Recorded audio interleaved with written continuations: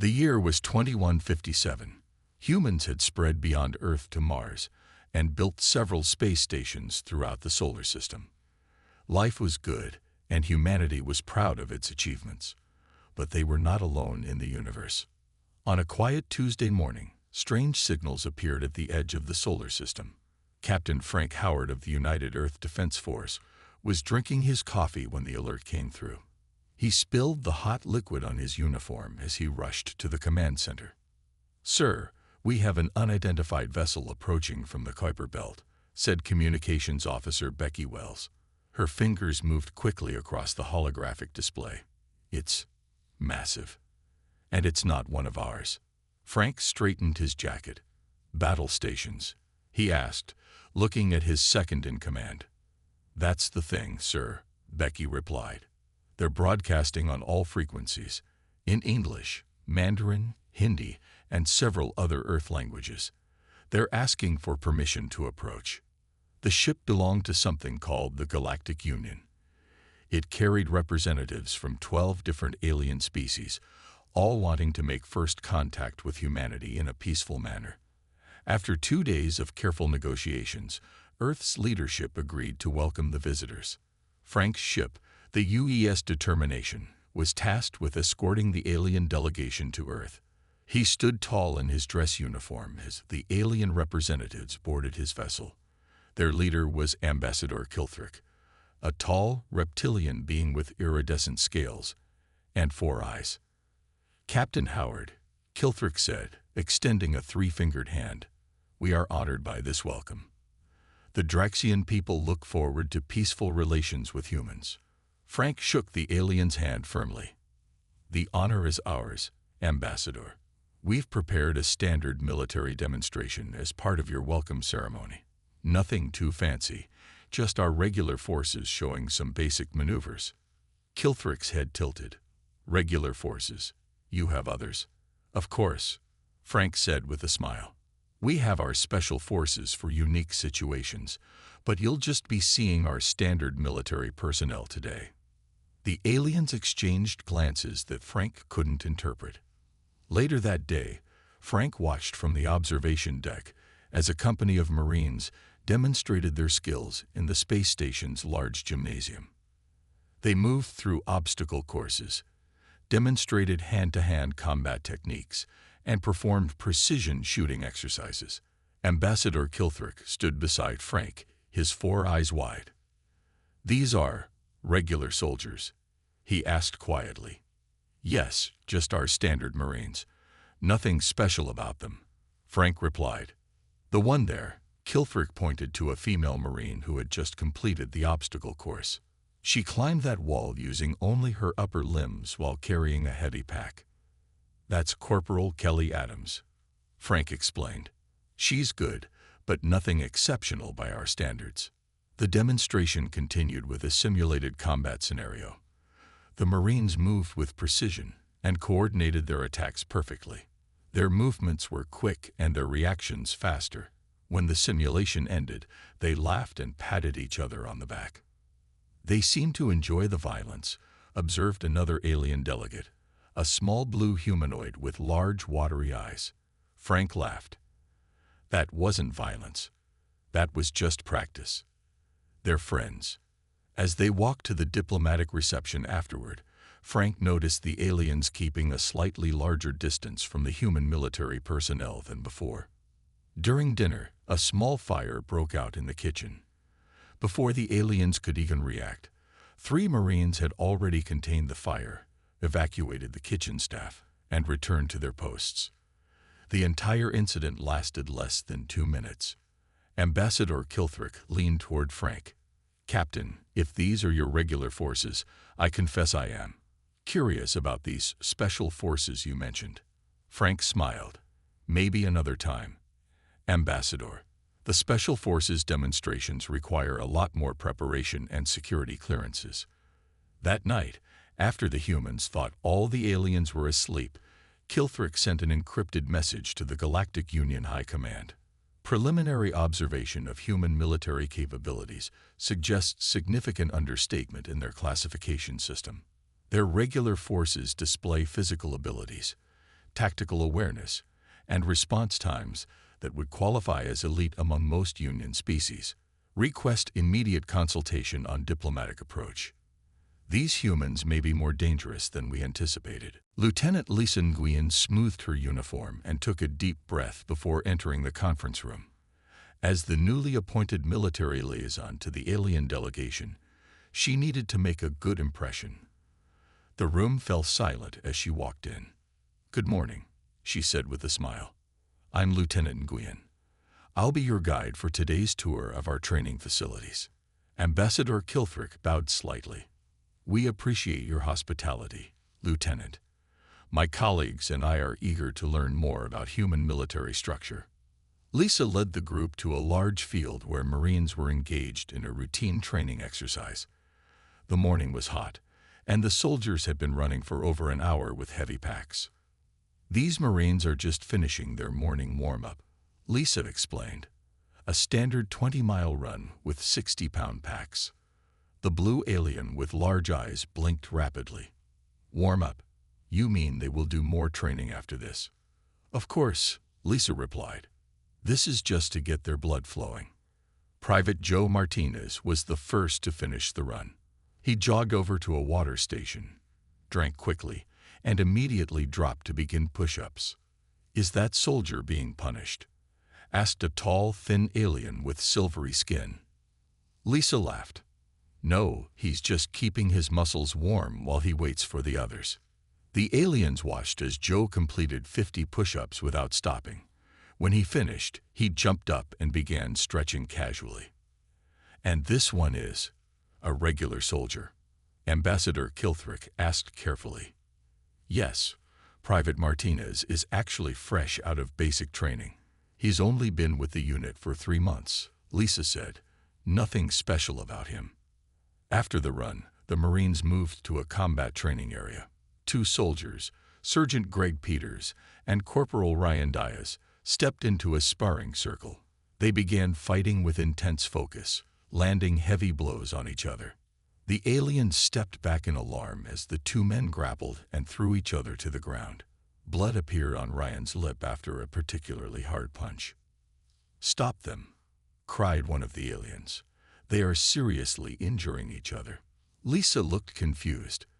"This is just standard hand-to-hand practice. They're friends." As if to prove her point, the match ended with Gray helping Ryan to his feet. Both men were laughing and patting each other on the back despite their bruises. "See," Lisa said, "just a friendly training session." The aliens huddled together, whispering among themselves. Lisa pretended not to notice their concerned expressions. At lunch in the mess hall, the aliens watched as soldiers ate massive portions of food. "The caloric intake is remarkable," observed a small, furry alien who had introduced herself as Dr. Zenith, a xenobiologist. "Do all humans eat this much?" "Military personnel need more energy because of their training," Lisa explained. "But this is pretty standard." The meal was interrupted by a sudden alarm. Before Lisa could explain, every Marine in the room was on their feet and moving with purpose. Within 30 seconds, the mess hall had emptied except for Lisa and the aliens. "What's happening?" Ambassador Kilthrick asked, his scales changing color slightly. "Just a routine security drill," Lisa said calmly. "Let's continue our tour." As they walked down a corridor, they heard running footsteps. A group of Marines in full combat gear rushed past them, moving at incredible speed despite their heavy equipment. "Are we in danger?" asked Dr. Zenith, pressing herself against the wall. "Not at all," Lisa assured them. "This happens all the time." They entered an observation room overlooking a training ground. Below, the Marines were responding to the drill. They moved with precision, covering ground quickly and setting up defensive positions. Their coordination was flawless. "You must understand, Lieutenant," Ambassador Kilthrick said quietly. "In most Galactic Union species, only our most elite warriors could perform at this level. Yet you call these regular forces." Lisa nodded. "They're well-trained, but this is standard for human military." That evening, Ambassador Kilthrick sent another message to his superiors. Physical capabilities of human regular forces exceed our predictions. Their endurance, strength, and pain tolerance suggest a species evolved for persistent combat. Most concerning is their casual attitude toward activities our species would find traumatic. They appear to enjoy physical challenges we would consider extreme. Recommend caution in all negotiations. Still no observation of their special forces, but if these are their regular soldiers, we may need to reconsider our military assessment of this species. The emergency alert woke Captain Frank Howard at 300 hours. He grabbed his uniform and was dressed before the second beep of his communicator. "Captain Howard," he answered, his voice clear despite being asleep moments ago. "Sir, we have a situation on Europa," said the voice of Commander Ethan Wright. "The mining colony is under attack. Pirates from the Vortex species. They've taken hostages." Frank was already moving toward the command center. "How many pirates?" "Intel suggests around 300 warriors," Ethan replied. "They've disabled the colony's main defenses." Frank entered the command center, where his team was already assembling. "And our people?" 53 miners trapped, sir, plus another 20 security personnel who are holding the residential section." Frank studied the tactical display. "The UES determination can be there in 6 hours. We'll take a standard platoon. 50 troops should be enough." As Frank prepared his team, Lieutenant Nguyen received an urgent request from Ambassador Kilthrick. "The Vortec are known pirates in the Galactic Union territories," the ambassador explained. "They are extremely dangerous warriors, nearly 7 feet tall with natural armor. Their species is known for violence." Lisa nodded. "Thank you for the information, Ambassador." "Lieutenant," Kilthrick said hesitantly, 300 Vortec warriors is an overwhelming force. Your captain is taking only 50 soldiers. Standard procedure for this type of situation," Lisa replied. "Captain Howard doesn't want to waste resources." The ambassador's scales shifted to a pale color. "I request permission to observe the rescue operation from a safe distance. The Galactic Union has been trying to stop Vortec piracy for decades. We would learn much from your methods." 6 hours later, the UES determination arrived at Europa. From the observation deck, Ambassador Kilthrick and 3 other alien representatives watched as human soldiers prepared for battle. Sergeant Olivia Rodriguez checked her weapon one last time before addressing her squad. "The pirates have hostages in the main control room and the processing plant. Our job is to create a diversion while Alpha and Bravo teams extract the civilians." Her squad nodded, faces serious but calm. None showed fear despite being outnumbered 6-1. "Your soldiers seem very confident," Dr. Zenith observed, her large eyes blinking rapidly. Lisa smiled. "They've trained for situations like this." The operation began with precision. The human soldiers deployed from their ship in small, fast shuttles. They moved across Europa's icy surface with incredible speed, using the terrain for cover. The aliens watched through the ship's monitoring systems as the humans engaged the pirates. The Vortec were indeed massive creatures, towering over the human soldiers with thick, natural armor covering their bodies. But the humans moved like water around stones. They never stood still, never presented easy targets. They communicated with small gestures and seemed to anticipate each other's movements.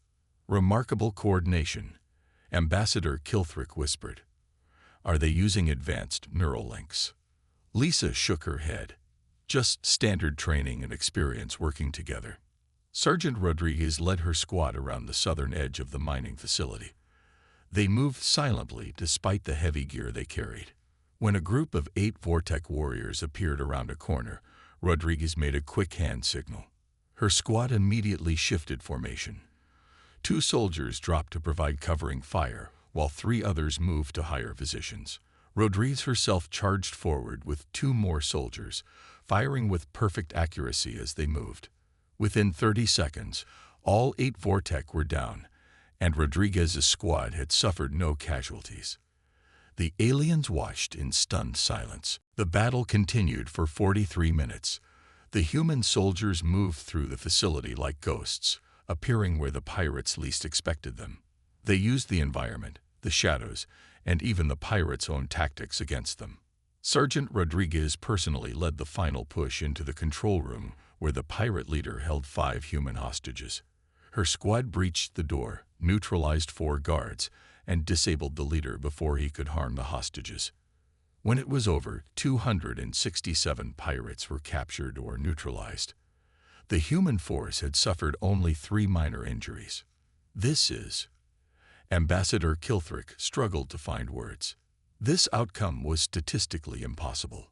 As the human soldiers returned to their ship, laughing and congratulating each other on a successful mission, Kilthrick turned to Lisa. "Lieutenant Nguyen," he said quietly, "you called this a standard operation with regular forces.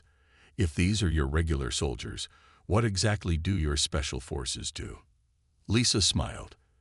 "That's classified, Ambassador. But maybe someday you'll find out." That night, Kilthrick sent an urgent priority message to the Galactic Union High Command. Human military capabilities severely underestimated.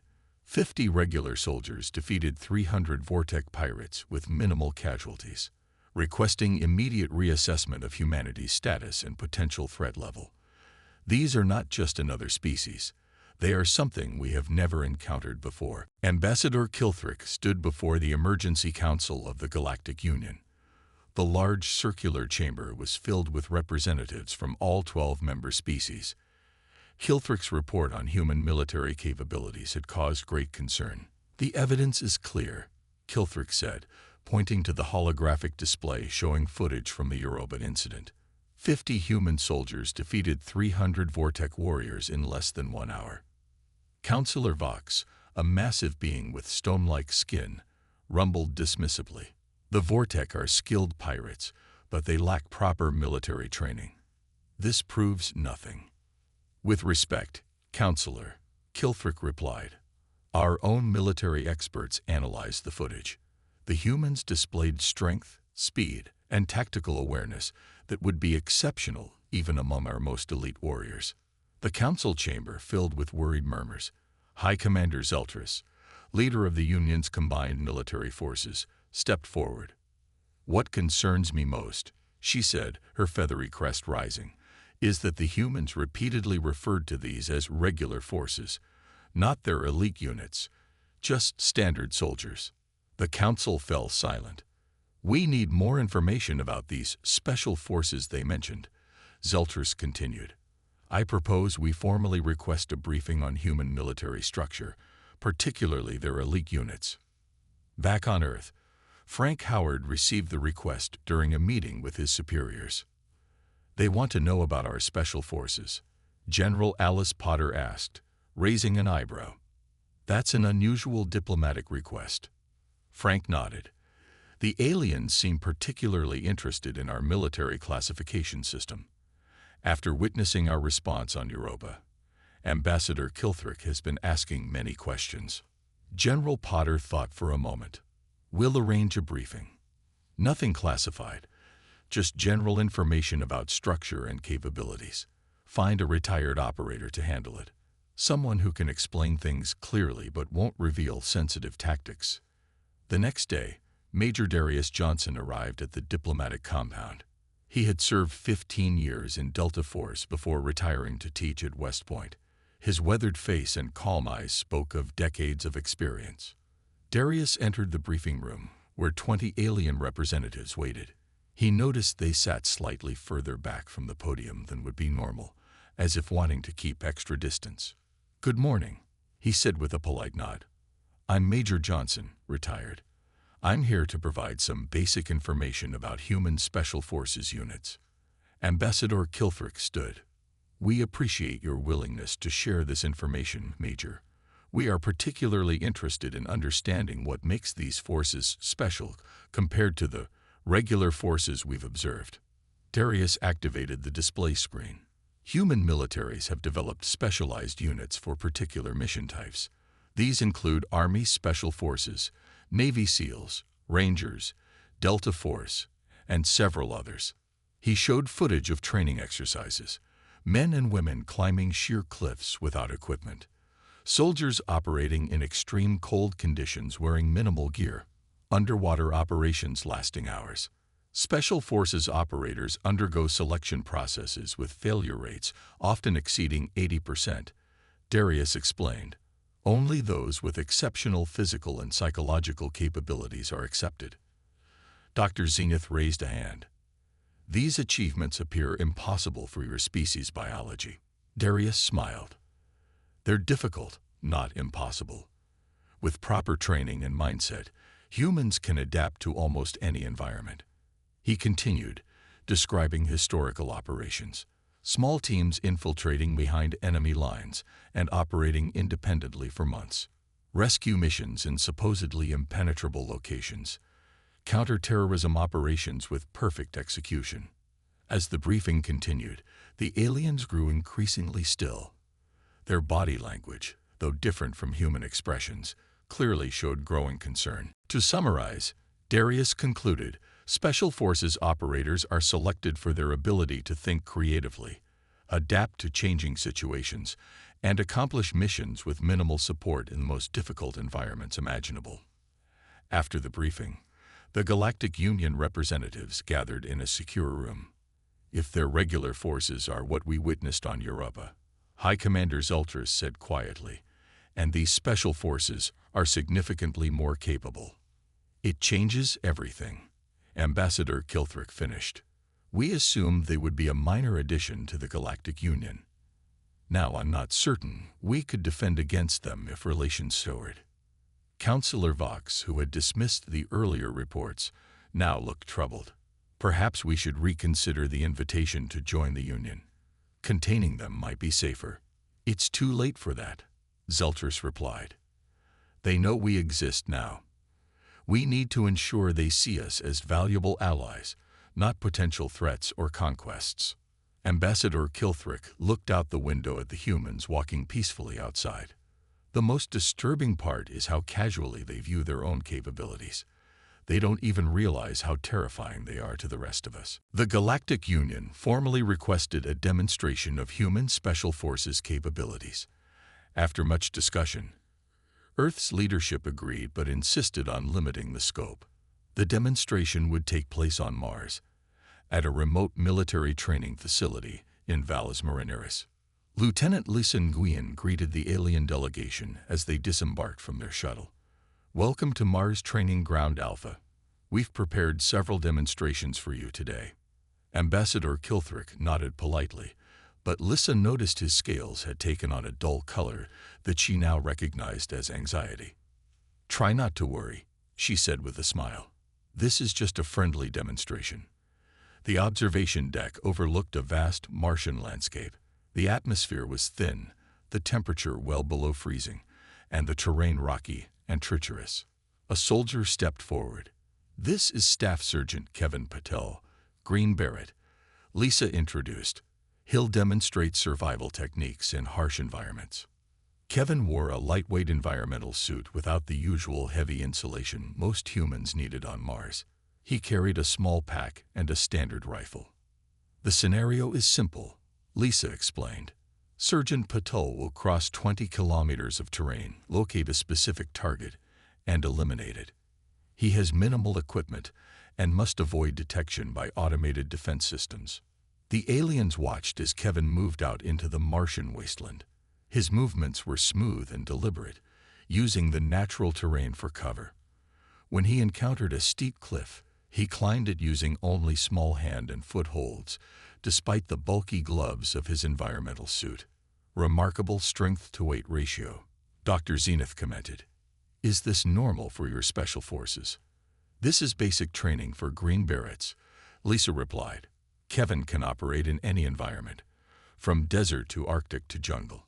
4 hours later, Kevin had successfully completed his mission, traveling the entire distance and eliminating the target without being detected once by the security systems. The next demonstration moved to Europa, where a specialized training facility had been constructed beneath the icy surface. Lieutenant Commander Abigail Foster, a Navy SEAL, prepared to enter the frigid waters. The water temperature is -20 Celsius, Lisa explained to the aliens. Commander Foster will navigate through the underwater maze, plant simulated explosives on specific targets, and exit at a different location, all without supplemental oxygen. High Commander Zeltris of the Galactic Union military stepped forward. Without oxygen. For how long? The course takes approximately 15 minutes to complete, Lisa answered. That's not possible, one of the alien scientists protested. Human biology cannot function without oxygen for that duration. Lisa smiled. Special Forces operators undergo specialized training to extend their breath-holding capabilities. They watched as Abigail slipped into the water wearing only a thin wetsuit. She moved through the dark water with perfect precision, her body seemingly unaffected by the extreme cold. True to Lisa's word, she completed the course in 14 minutes and 20 seconds, emerging from the water with a calm smile. The aliens were visibly disturbed. We brought some of our own elite warriors, Ambassador Kilthrick said after the demonstrations continued through the day. Perhaps a friendly competition would be informative. The Galactic Union had indeed brought 6 of their most decorated warriors, representing different member species. The humans agreed to a series of challenges testing strength, endurance, marksmanship, and tactical problem-solving. The results weren't even close.